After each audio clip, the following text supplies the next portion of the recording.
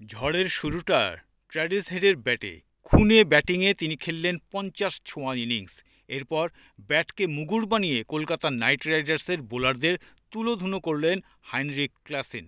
তাণ্ডব চালিয়ে গড়লেন আইপিএলে যৌথভাবে তৃতীয় দ্রুততম সেঞ্চুরির কীর্তি।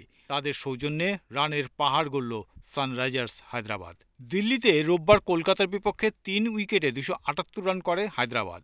আইপিএলের ইতিহাসে যা তৃতীয় সর্বোচ্চ এবং কেকেআরের বিরুদ্ধে সর্বকালের সর্বোচ্চ রান। টস জিতে প্রথমে ব্যাটিংয়ের সিদ্ধান্ত নেয় হায়দ্রাবাদ। শুরুটা করেন অভিষেক শর্মা ও ট্র্যাভিস হেড। উদ্বোধনী জুটিতে মাত্র ৮ ওভারে আসে ৯২ রান। ১৬ বলে ৩২ রান করে অভিষেক ফিরলেও হেড খেলেন ৪০ বলে ৭৬ রানের ইনিংস। তবে আসল খেলা দেখান হাইনরিখ ক্লাসেন। কলকাতার বোলারদের উপর তাণ্ডব চালিয়ে মাত্র ৩৯ বলে তুলে নেন সেঞ্চুরি। একটুর জন্য বৈভব সূর্যবংশীর রেকর্ড ভাঙতে পারলেন না হেনরিক। চলতি মৌসুমে গুজরাট টাইটান্সের বিরুদ্ধে ৩৫ বলে ১৭ রান করেন রাজস্থান রয়্যালসের বৈভব। শেষ পর্যন্ত ১০৫ রানে অপরাজিত থাকেন হেনরিক। শেষ দিকে ৬ বলে ১২ রান যোগ করেন অনিকেত ভার্মা। নির্ধারিত ২০ ওভারে ৩ উইকেট হারিয়ে দলীয় সংগ্রহ দাঁড়ায় ২৭৮ রান, যা আইপিএলের ইতিহাসে অন্যতম সর্বোচ্চ। কলকাতার হয়ে ২ উইকেট নেন সুনীল নারায়ণ, ১ উইকেট পান বৈভব অরোরা।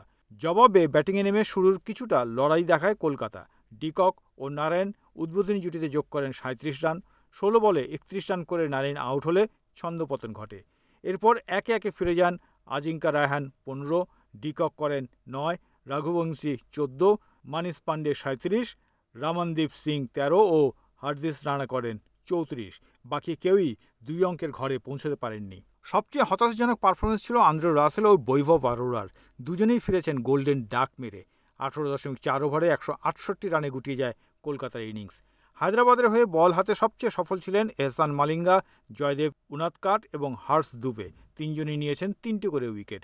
আইপিএল ২০২৫-এ কেকেআরের যাত্রা প্রত্যাশার চেয়ে অনেক দূরে ছিল। ১৪ ম্যাচে মাত্র ১২ পয়েন্ট নিয়ে লিগে ৮ম স্থানে শেষ করল আজিঙ্ক্য রায়হানরা।